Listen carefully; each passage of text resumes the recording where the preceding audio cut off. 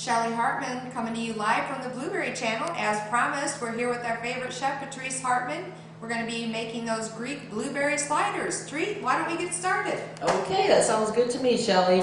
I have the blueberries right here. They're frozen from the blueberry store, and I'm going to put them in a food processor. Wow, those things look great. They are very good, and every time they're very consistent. You can always count on it. Could be very, very good. This is going to be a little loud because what I'm going to do is chop them, not really fine, but just kind of chunky. So just take a couple seconds.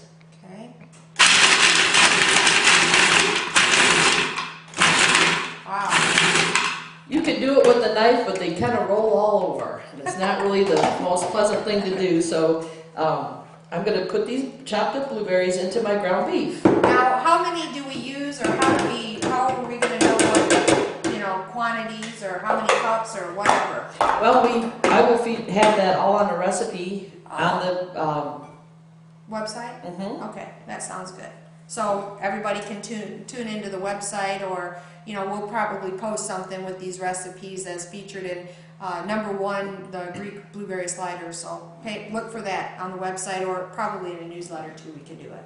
And these are very good. They have so many different herbs in them. Wow. And yes, what I is have on there, girl? some fresh dill, some lemon zest, and green onion, flat leaf parsley, a little bit more green onion, and salt and pepper. Okay, I got to go back a little bit. I have a confession to make.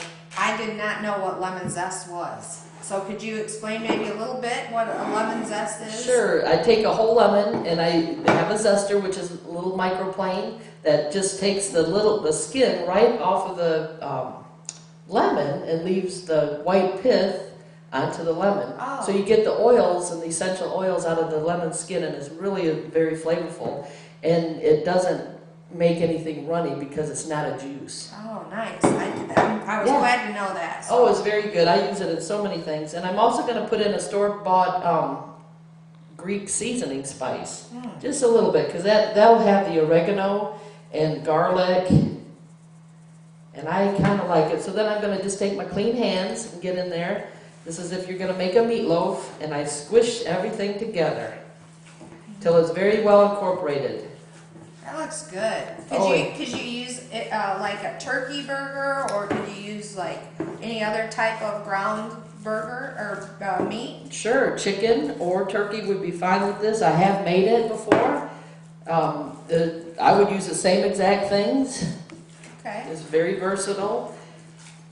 Wow. Now they're frozen blueberries, so this is very cold, and you're gonna have to cook it a little bit longer than you would your normal burger. Oh, so are you saying that we could use fresh blueberries too? Yes, oh, you can, okay. and I would chop them also. Oh, okay. Chop them up, because there's these berries from True Blue Blueberry Store are so big. That's right. And these are sliders, and they're very small burgers, so it would be kind of too much blueberry maybe in the burger. Okay, I gotcha. So what are you doing now? Okay, I'm making a patty. Okay.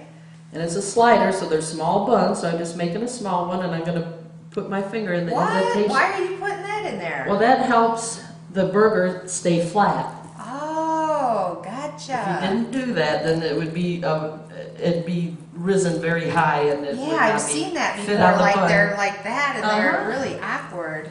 That's right. Well, so then people try to push it down with the spatula, and it probably takes a lot of the flavor out. The juice takes all the moisture right out of it. Oh my gosh. And you can put as much as you want. One burger might have a lot in it, the next one won't, but it just, so I make, 3 is usually a serving when you go to a restaurant, so that's what we'll have today. I'm going to rinse my hands. Well, actually I'm going to wash them very well.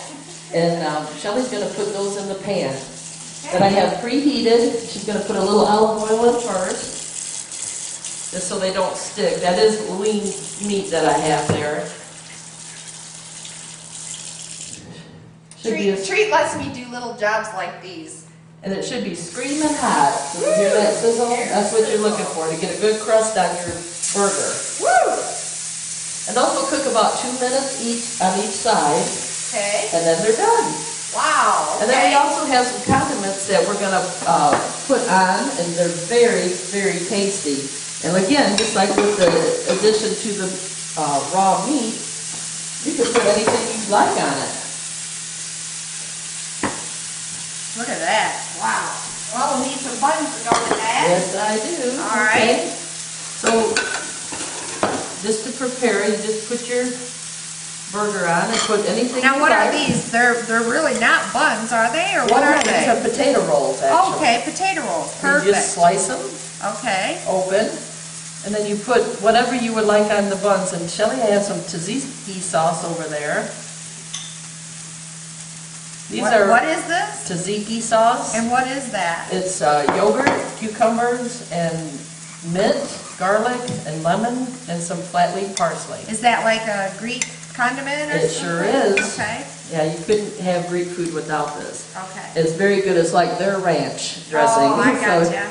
you just put on however much you'd like. We'll put the, how about if we plate this? Just Yeah, like that looks this. great.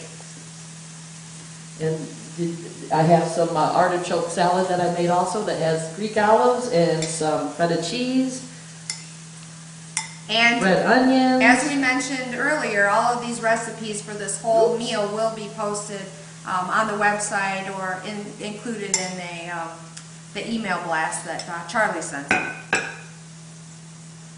Wow, There you go. that looks good.